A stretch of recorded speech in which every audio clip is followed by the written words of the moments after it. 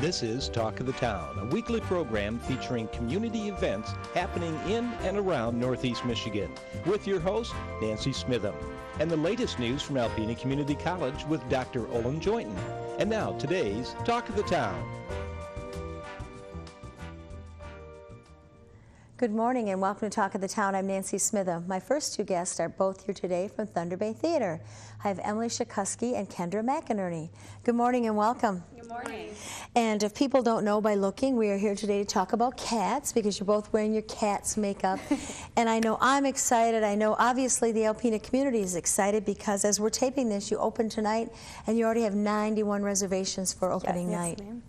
And that's way above and beyond the normal opening night. Mm-hmm. Yes, very unheard of. Most of the time we have about 20 or 30 on opening night, so to be halfway full is amazing. We're so excited. Yeah. And tell people, get their tickets. Don't wait because we have over 600 reservations and we're not planning to hold the show over. So if you want to see, you got to get in there and see it while it's playing. Yep. We've got 4 weeks of opportunities. We run June 13th through July 7th. Okay. So there's plenty of chances to come see it. Wednesday through Sunday. Okay. So tell me about Cats at Thunder Bay Theater, Kindra. It is definitely a show that is just going to shock this town. I don't think we have ever put on a production of this magnitude ever. Definitely not at TBT. But everything, the set, the music, the costumes, the lights, it's just all coming together, and it's definitely it definitely has its own wow factor, for sure. Okay, now Emily, you're a community member. What made you decide to come and audition for Cats? I actually didn't have to audition. My first show I did at Thunder Bay Theater was Annie, and then ever since then, You just get to be on. I do. Okay, so tell me about your role in Cats. My character's name is Bombalurina, and she's the more promiscuous cat, I'd like to say. And yeah, she's just a really hard cat, and she's got a best friend. Her name is Demeter, and we just get into mischief together. It's a lot of fun. Okay, and tell me about your role. I am playing Rumpelteazer, and Rumpelteazer, basically my other part is Mungo Jerry. Derek is playing Mungo Jerry, and the two of us, we're the mischief cats. Okay. We thieve and we just do our own thing, and we're still part of the pride, but we go off on our own tangents and get into our own trouble, and yeah, it's a lot of fun. We have a very fun number that was very, very frustrating for me. I didn't know how to do a cartwheel when we started Cats, and I worked with Hannah Metke at 42nd Street Dance Studio for about 2 months learning how to do a cartwheel before we even started all this. So, but yeah, that's basically me. I'm just the mischief cat. Now, who are some of the other characters? David Usher is playing Old Deuteronomy, who is the king of the cats. And then we have Bruce Michaud. He's playing Gus, the theater cat. Okay. And Suni Travis is playing Grisabella, the typical memory everybody knows. And oh Lord, the cast is huge. There's 24 of us. Wow. And each of us there's no one lead in this show. It is 24 stars in this show. And so it's just amazing. What is the story of Cats? The story of Cats is everybody is coming together. We all come together once a year for the Jellicle Ball. And that's where Deuteronomy chooses one of the cats to be reincarnated and come back and have a different Jellicle life. And so we all come to hear that announcement and to see each other and just have a good time. And that's basically the story. I mean, Grisabella, we all don't like her because she left the pride and went off to do her own thing, and now she's trying to come back and get her way back in because she's ready to be reincarnated and ready to start over. So it's kind of about Grisabella getting to that point in life, but yeah, for the most part, it's just a blast. Yep. And what songs will we know? Memory for sure. Sure. And I don't know, I mean, there's tons. Skimbleshanks, Mungo Jerry Rumpelteazer, McCavity. I know a lot of people know McCavity. Yeah. I don't know, McCavity and Memory were really the only ones I knew before we got started with this. Yeah. Now, do you have a singing role? I do. Okay. I sing McCavity, actually. Oh, do you? Okay, and is that one of your favorite types of roles, singing roles? No, not typically, but I can do it. I like it, so. She does a great job with it. And I saw the costumes in the Alpena News, a wonderful article that they did, phenomenal costuming, and I understand we have you and several other people to thank for these wonderful costumes we're going to see. Yep, I had a team. There were about 6 of us that worked with the costumes. I started on the original designs of them about, I don't know, like 2-3 weeks before we started rehearsals. And then since rehearsal started, we've just been busting them out. Wow. And they're all done. I had them start with a basic unitard, and then I took fabric markers and colored all of the unitards, and then we had me and another lady making leg warmers and arm warmers for everybody, crocheting and knitting. Oh, wow. And then we ordered wigs from the theatrics company up in Canada and a couple costumes from there.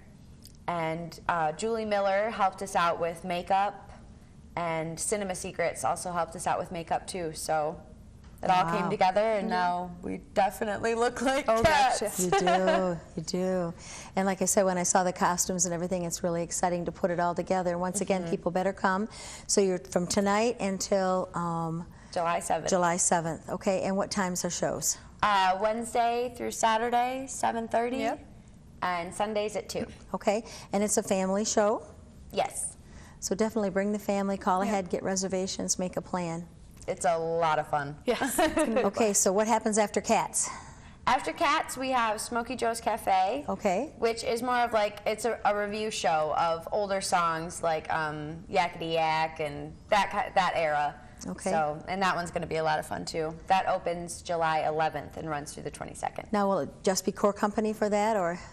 It's Core Company and Hannah Metke and I believe Hannah Irving are also in it. Okay. And the rest of the cast, it's not fully cast just yet. Okay. It's amazing to me how you can be doing one show on stage and be rehearsing and planning another show. I guess that's why you're professionals. It's rough, but we do it. Okay, one more time, come to Thunder Bay Theater to see Cats. You can call the box office 354-2267. Yep. 354-2267.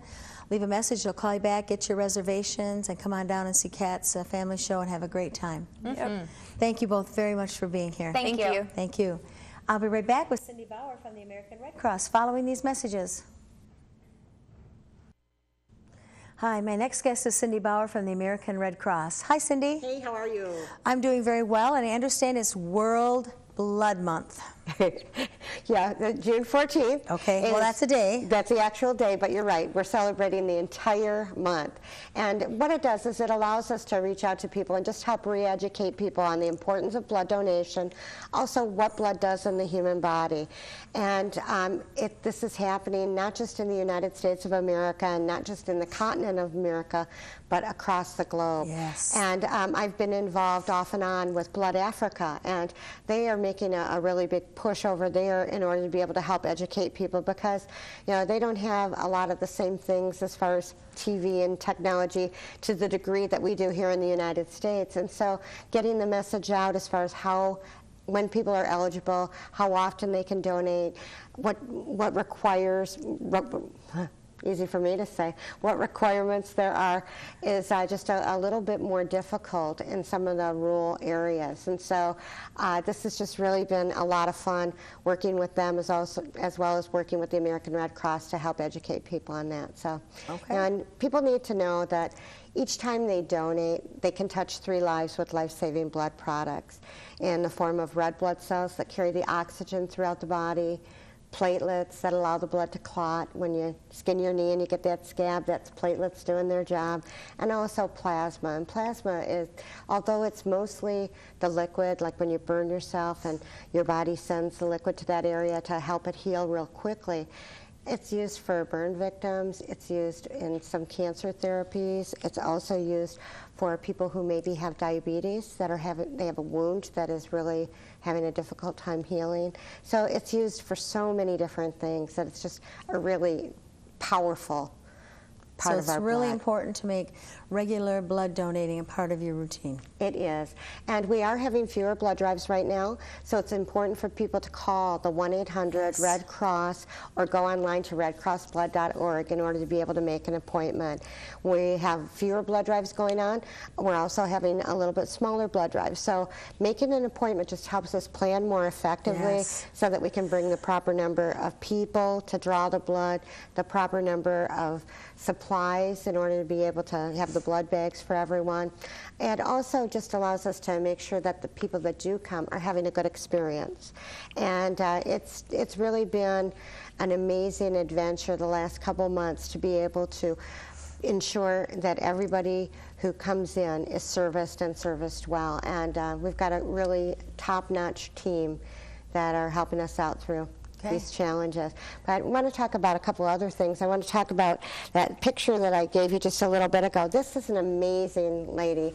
I had the opportunity to help her celebrate her 100th birthday last Friday down in Oscoda. And she started out as an American Red Cross volunteer.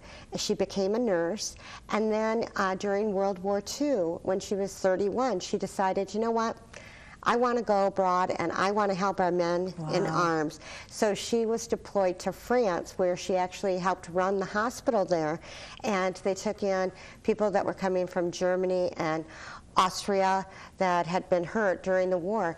And so we celebrated her birthday. We celebrated the fact that she not only was an American Red Cross volunteer before she went abroad, but after she came back and she had completed her career as a nurse, she came back to the American Red Cross as a volunteer, and she's been pretty active even up until now.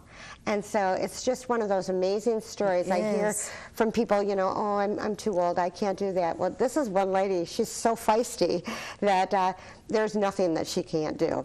And it is just a true testament to the heart that she has. She has the heart of a volunteer, and I wish I could clone her. Yes. Yeah, but she came back from the war in 1946, and then she's been an advocate for the American Red Cross ever since. And there are so many people that have similar stories out there that we haven't heard yet.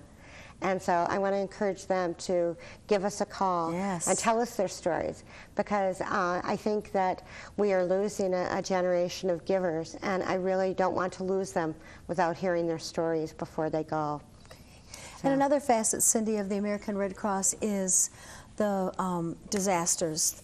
And right now we're hearing there was a fire in Alpena last night. There's forest fires in the UP, forest fires in about 4 other states, and they're everywhere. And I know the American Red Cross is front line for these disasters. They are. If it's a forest fire, our role is working with the firefighters and making sure that they have meals, making sure they have a temporary shelter where they can rest between being on the front line and fighting the fire, and actually, you know, just take a little bit of a break.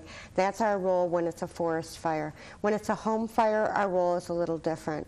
The Salvation Army takes the role of working with the first responders and the firefighters, and the American Red Cross in a home fire situation takes the role of working directly with the home owners or the people who have lost their home.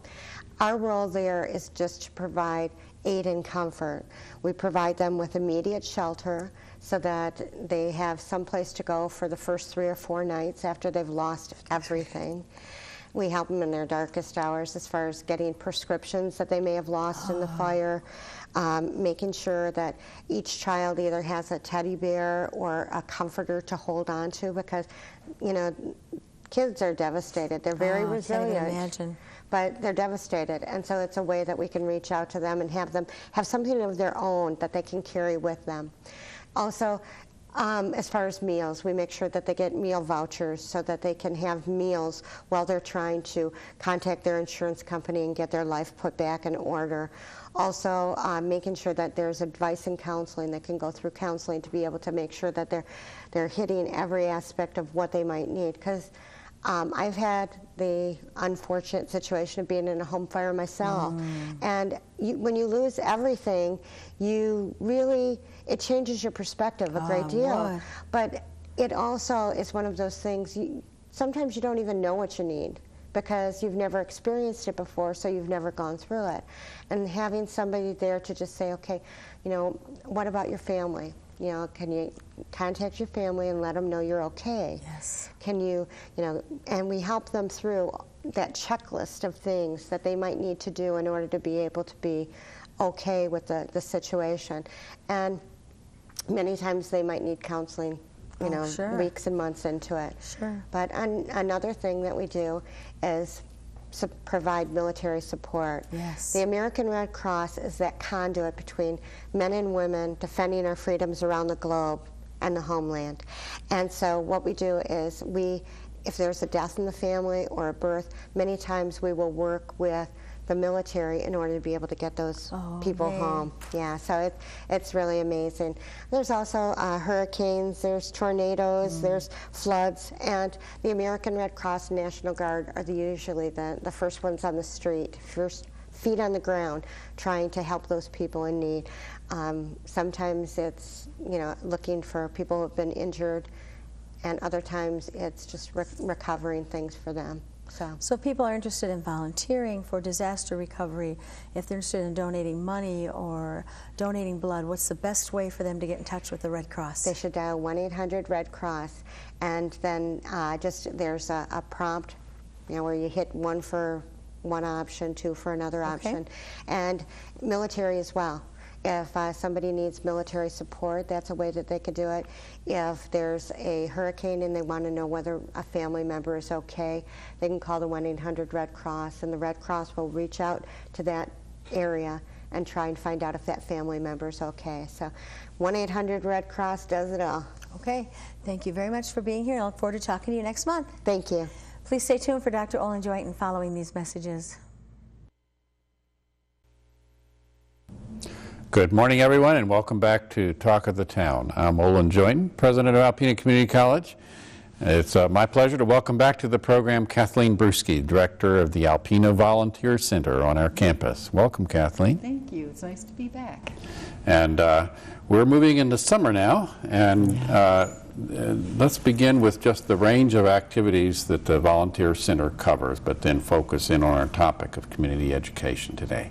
Sure. We have a lot of community outreach activities that we coordinate for the college to get people on campus and become familiar with things. We do a cultural arts program called the Spotlight Series.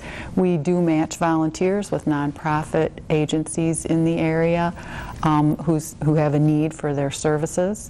We do community education classes, which we'll get more into because we're going to talk about that today. We do we manage the ropes course, which is team building activities in the woods behind Alpena Community College, and it's widely used by the school systems in Alpena and surrounding area. And we do the Christmas Wish List, which is a benevolent, charitable holiday program, provides things of need to local needy families. And all of those involve volunteer activities, one kind or another. Yes, they do. And so it's great to see them coordinated under your leadership. Regarding the second topic, matching volunteers with agencies that need help. So I'm a person in the community, and I'd like to do something, but I'm not sure where to go to apply my talents and my energy, and I would come to you. Sure.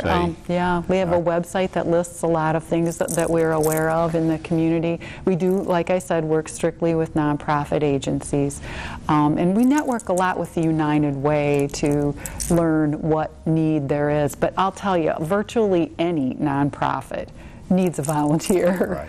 So, yeah, come on in and give us a call. And so if I was in that position, I would go to a website. Would you like to tell us where Sure, that is? it's alpenacc.edu, and then you can just follow the links for community to find it. It's easier than giving all of those hyphenated backslashes. So let's go to the ACC website. Yes. And then I think there's a quick links along the top. There you can are. Drop down and find the volunteer center there and go from there.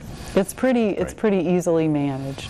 Okay, so let's focus in on community education. What is community education?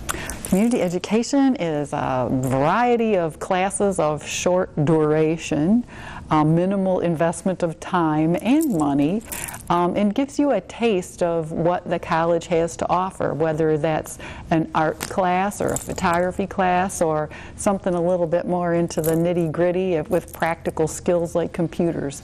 So short duration, but you mean often just 1 week or maybe 1 or 2 sessions? Yes. No longer than, I think, 4 weeks. Yeah, the fly fishing course? Yeah, the fly fishing course for the summer program is probably the longest one, yes. Okay, and low cost, anywhere from $25 to... Yeah, really, we have a lot that are even less than that, Okay. $10, and some that are more, like $45. It depends on the term. It depends on whether the instructor volunteers their time or not. So majority in the range of 20 to 35. Yeah. So very good. That'd be on the high end. So if people don't have time to sign up for a credit course that's a whole semester's length and duration, these are some opportunities to get started on a topic. Yes. And for low cost, a low investment of time. Sure. We have a lot of adults that may be too intimidated to take a full semester's computer class, but they really need those skills. It's almost necessary for survival, but to walk in with a bunch of traditional students might be a little bit overwhelming, so come and get a taste of it here. Well, what are the topics? Mentioned fly fishing. Yeah, great time to take a fly fishing class, but it's already started. And some of these classes have, but most of them are peppered all throughout the months of June, July, and August. And the topics cover, well, soup to nuts. There are practical skills, as I said, with basic computer training, or learn how to use Excel. There are some really fun start a new hobby kinds of classes where you might learn how to make baskets or make some jewelry, or cooking. Cooking's very, very popular. We have Chef Eric Peterson does a lot of cooking classes for us and has for many years since he was young. Well, imagine that, cooking popular in Alpena. What a surprise. Yeah, well, that's because eating is popular in Alpena, as everywhere. Yeah. But we have some other classes I want to talk about in particular that are brand new this summer. We have a whole schedule of classes for kids. We've never done that before, and we want to raise awareness of it a little bit. Because we're hoping that it will succeed, and if indeed it does, we'll do it again in the summertime. And we've had some good feedback. We're doing some cooking classes for young children, ages 4 to 11, and some for older. We're calling that the Young Chefs Academy. All right. And we have wonderful instructors. We have a fitness class for kids. Parents or grandparents or even an older sibling can attend with them if they wish. And we have a lot of the hobby kinds of classes for the kids too. So there's really a wide variety, and the best way to find out what they are is either to go to our website, which is linked through the colleges, of course, which is alpenacc.edu, or just to give us a call and we can snail mail you a hard copy or email you the electronic copy. Our number is 358-7271, and we'd be happy to hook you up. 358-7271 Yes. for information on a whole range of community education classes, both for adults and for children, including as young as 4. Yes. That'll be great. It might be well at this time to mention some of the entities that support the Volunteer Center so well. We received a renewal of the Besser Foundation support for Volunteer Center, for which we're very grateful. We sure are. And what are some of the other entities? There's an endowed fund at the Community Foundation, and we have a lot of donors support that helps us to produce the programs that we do, and including some of the fee structure for the classes for community education help sustain us. Each of the programs that we direct supports us to at least a small extent. That's great. So those donations and forms of support help keep the cost of the classes or the Spotlight series, the other activities low within just about everybody's means to afford. And so at ACC we take seriously the mission statement to meet the lifelong learning needs of people in our community. by providing educational opportunities through effective stewardship of services and resources.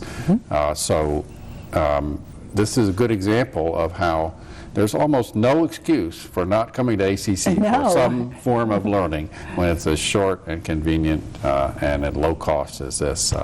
Why not? And fun. Yes. So thank you very much for being my guest and for your leadership at the Volunteer Center. You're welcome. Thank you.